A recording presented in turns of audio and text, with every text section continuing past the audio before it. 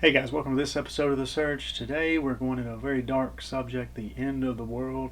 I know most of those episodes about the end of the world that you see on YouTube and on National Geographic and everything, they're all about Nostradamus and a meteor hitting the earth and all this. But today we actually have an interview with Guy McPherson, a biologist and climatologist who actually thinks the end of the world is coming, and he has scientific evidence to back it up. I am going to put a link underneath for some of his full speeches that he gives at universities and everything if you want to check more out about Guy McPherson. This episode is really just going to be an interview with him and letting him talk about the questions we've asked him.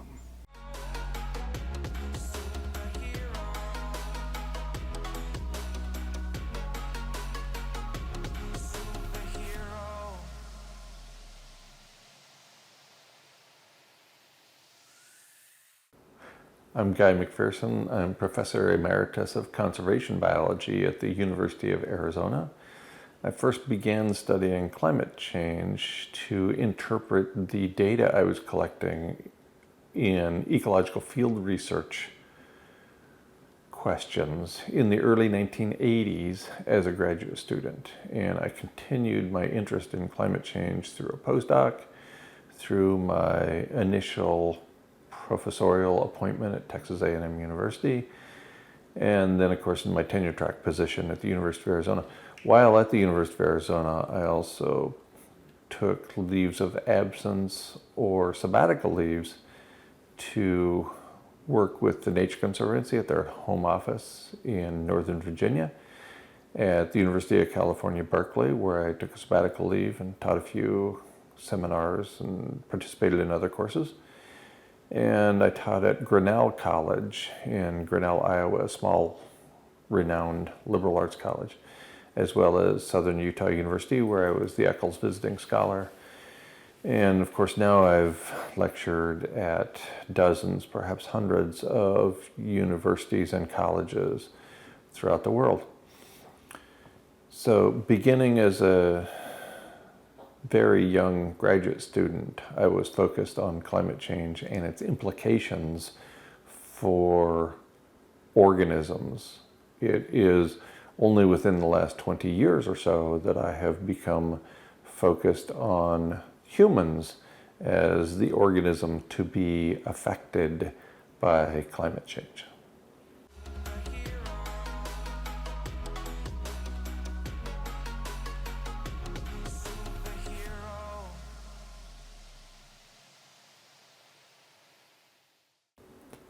In 2002, when I was co-editing a book with a colleague, a book focused on climate change and specifically focused on the impact of precipitation, its distribution and amount on ecosystems.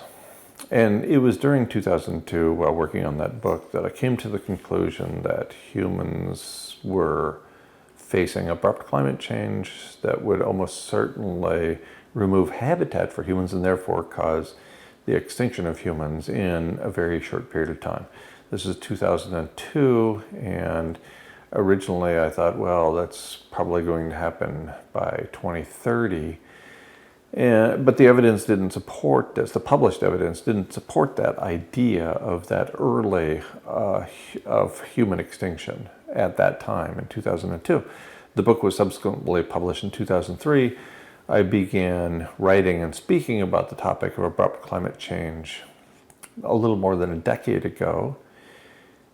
At that time, I began writing and speaking as if we had until 2100, or approximately 100 years, the same timeline that most people adhere to today. And then as the evidence accumulated, I moved the timeline forward for human extinction based on the evidence to 2050, to sometime in the 2030s, to 2030, and then ultimately back to my current conclusion, which is that there won't be a human being on the planet beyond 2025. So it's that accumulation of evidence over the period of time from 2002 to now, more than 16 years at this point, that led me to the conclusion that we are going to lose habitat for our species, Homo sapiens, and ultimately, as a result, we will go extinct as well. We will join 6 species in the genus Homo that have already gone extinct, thus becoming the 7th species in the genus Homo to go extinct within the last few 100,000 years.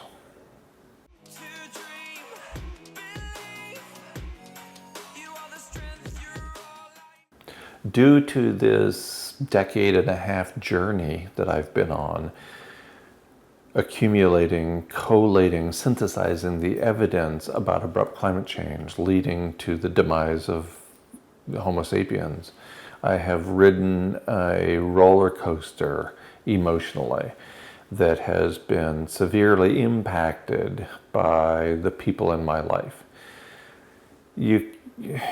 In this culture, we rarely have a conversation about personal death, even though we all are willing to realize and admit intellectually that everybody dies. Emotionally, that's a difficult thing to deal with. Then you go that next step and attempt to have the conversation about every individual of our species dying, and in a relatively short period of time. Well, that brings out all kinds of untoward responses from people. Emotional responses not rooted in evidence. Emotional responses to not only my own death, but the death of every single person I know. Well, that's tough, and I fully admit that that's difficult. That's one of the reasons that my partner and I created a workshop to deal with the emotional baggage, the emotional response, the feelings that come along with the understanding that not only am I going to die, but so is everybody I know. What are the emotional consequences of that? Well, for me, it has been an emotional roller coaster, ranging through Elizabeth Kubler-Ross's 5 stages of grief, from denial to anger to bargaining to depression to acceptance. All of those going back and forth, looking for the magic bullet, the solution that will interrupt or slow abrupt climate change, and ultimately realizing, again, based on the evidence, that there is no magic solution. For a time, it was clear, based on the refereed journal literature, that this set of living arrangements itself, what we call industrial civilization, is overheating the planet and therefore is driving our species to extinction. But for a long time, we didn't have an understanding of the importance of global dimming or the aerosol masking effect, the enormous consequences of not maintaining this set of living arrangements. So at this point, it's clear that we're in this damned if you do, damned if you don't situation. We either keep this set of living arrangements going by burning fossil fuels, and that drives us to extinction because we're overheating the planet, or we turn off the switch, as it were, of industrial civilization, and then all the aerosols fall out of the atmosphere in 6 weeks or so.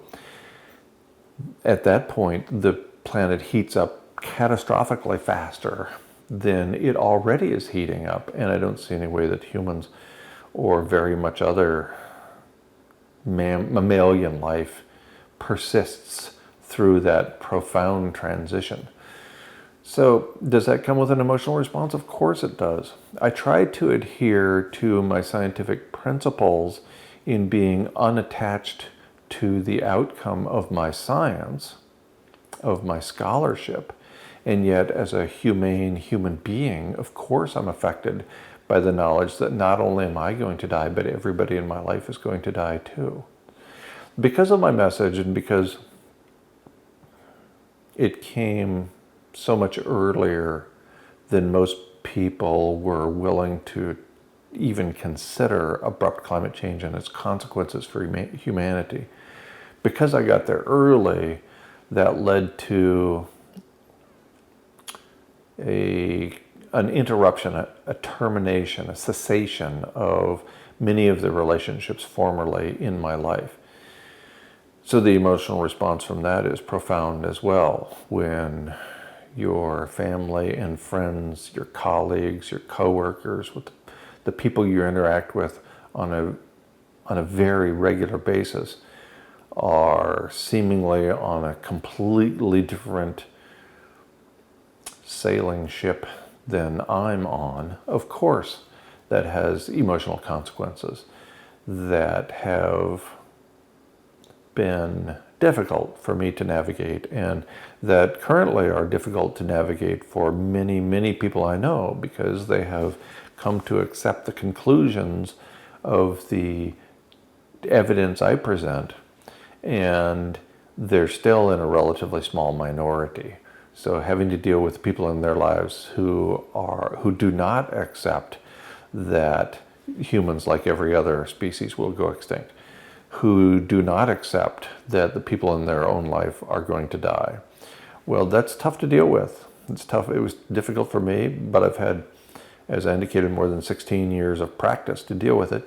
And it's very difficult for other people as well, because they're relatively new to the idea, or they're relatively new to the idea of presenting it to others, to their family and friends, and then having a conversation about it. So that's all very, very challenging from an emotional perspective.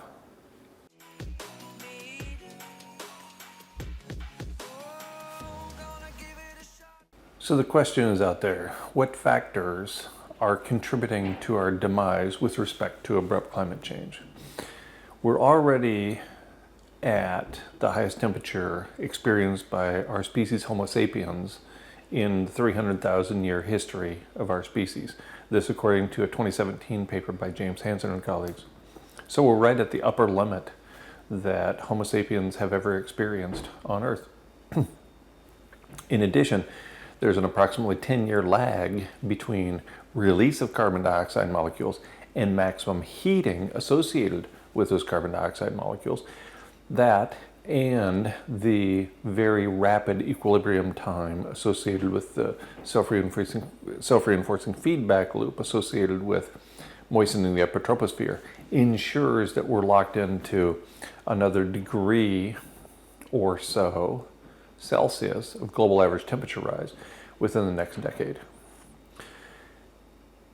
In addition, global dimming, or the aerosol masking effect, once the omnicidal heat engine to which we affectionately refer as civilization goes away, once that heating machine known as civilization goes away, the planet heats up very, very quickly. In fact, as little as a 35% reduction in industrial activity leads in the very short term to a global average temperature rise of 1 degree Celsius. That takes us well beyond the temperature experienced by humans on Earth at any time in the past. There are several other factors contributing to our near-term demise as well. For example, terrestrial permafrost, when it decomposes, transmits an enormous amount of pressurized methane and carbon dioxide into the atmosphere. Even a small fraction of that terrestrial permafrost needs to decompose to warm the planet considerably. Add to that the clathrates or hydrates in the relatively shallow seafloor of the Arctic Ocean, that a minor increase of ocean temperature will cause to be released into the atmosphere. Methane already is approximately 240 times the level it was in the atmosphere at the beginning of the Industrial Revolution, about 1750. And now it's up in the neighborhood of 2,000 parts per billion as opposed to 750 parts per billion in 1750. Contributing further to atmospheric methane are the terrestrial permafrost and the melting away of Arctic ice, leading to the release of methane clathrates from the relatively shallow seafloor of the Arctic Ocean and elsewhere throughout the world in addition. Other contributors include the latent heat effect as the ice melts in the Arctic Ocean, and ice which formerly reflected incoming solar radiation, incoming sunlight back into space. That white ice, once it becomes blue ocean, as it has for much of its prior extent. Now we're headed into an ice-free ocean event, which will catastrophically warm the planet very quickly from multiple factors, including the loss of latent heat. The energy that currently is going into melting ice, once the ice is melted, will go into warming the water instead, and will cause a very, very rapid warming of the Arctic Ocean, and by extension, the planet.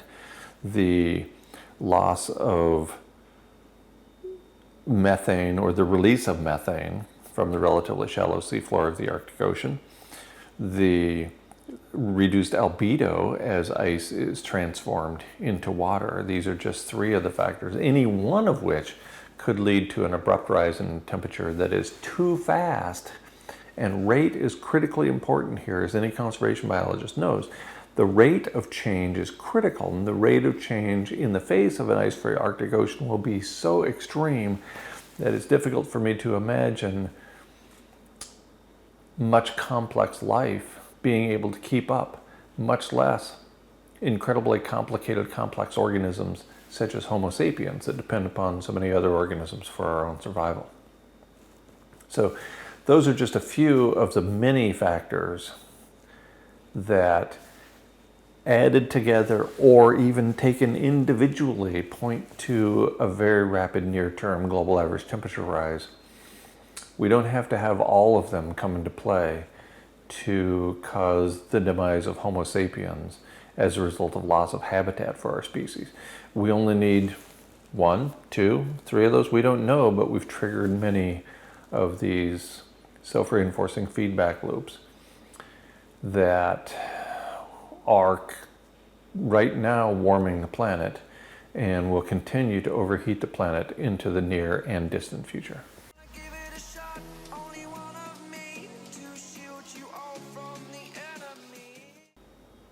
In August of 2016, I wrote an essay on my blog, guymcpherson.com, called The Politics and Science of Our Demise. And it relied upon the work of Sam Carana to put together the contributors to global average temperature rise 10 years out, including several of the factors I've already discussed: methane from the permafrost and from the relatively shallow seabed of the Arctic Ocean, the 10-year lag with carbon dioxide release and maximum heating, atmospheric methane, and so on. And I'm still adhering to the idea that humans will be extinct in 2026. I strongly suspect we will run out of habitat before then. We're on the verge of losing habitat for humans already. In fact, we're already losing habitat for human animals in many places around the globe, causing people to move in large numbers from, for example, the Middle East and Northern Africa, Central America, southern island states in the South Pacific Ocean, and Alaska. So we are already seeing humans losing habitat at various places around the planet. I don't see that changing. I see that accelerating instead. Ultimately, of course, we will lack habitat for our species all over the planet, not just in isolated places. I still believe that it will be 2026 that we will not have a human being on the planet, and before then, probably within the next year, maybe 2, we will lose habitat for humans all over the globe as a result of factors such as an ice-free Arctic, the lag in heating for carbon dioxide in the atmosphere, the lack of the aerosol masking effect or global dimming when industrial activity slows or ceases, and so on. So there could be any number of factors that take us beyond the ability of this planet to support human life. Before the last human being dies, there will be a period, I suspect relatively short period, during which the living will envy the dead because the lives of the living will become so miserable, immersed in, bathing in ionizing radiation as the world's nuclear power facilities melt down. A planet that is alternately too hot and too cold, with not enough water for the human beings and certainly not enough food, and so on. That's not a future that I want, obviously, but it's not too difficult to foresee that future as the habitat for human animals goes away, and shortly thereafter the last human being on the planet goes away as well. I'm asked nearly every day for advice about how to live in light of the terminal diagnosis that we have been given. And it's not just a terminal diagnosis, but it's a short-term terminal diagnosis, one which has all of us dying in a relatively short period of time in the foreseeable future, in the near foreseeable future. In light of this information, I recommend living fully. I recommend living with intention. I recommend living with death in mind, with the kind of urgency that comes when living in hospice. I recommend completing relationships, leaving nothing left unsaid. I recommend all of this louder than you can possibly imagine, more than you've ever done before, beyond the limits of this restrictive culture that constantly whispers in our ear what not to do. That's a lot. I encourage people, in the short time we have left, in the short time remaining in your life and in mine, I encourage people to live large, to be bold, to take chances, to live on the edge. For you, for me, for us, for here, for now. This is what we have. No shame, no blame, no guilt, no imposing guilt on others. At the edge of extinction, only love remains. Okay, guys, thank you very much for watching this episode of The Search. If you liked the episode, definitely hit the like and subscribe button so we can keep bringing you episodes. We'll keep bringing them as long as we have time left. I do want to thank Guy for letting us have this interview and giving us the information he has given us. Again, I will have a link down at the bottom for more of his speeches. If you want to listen to more information on what he has to say, definitely click on those links and go take a look. Other than that, guys, we will see you next time.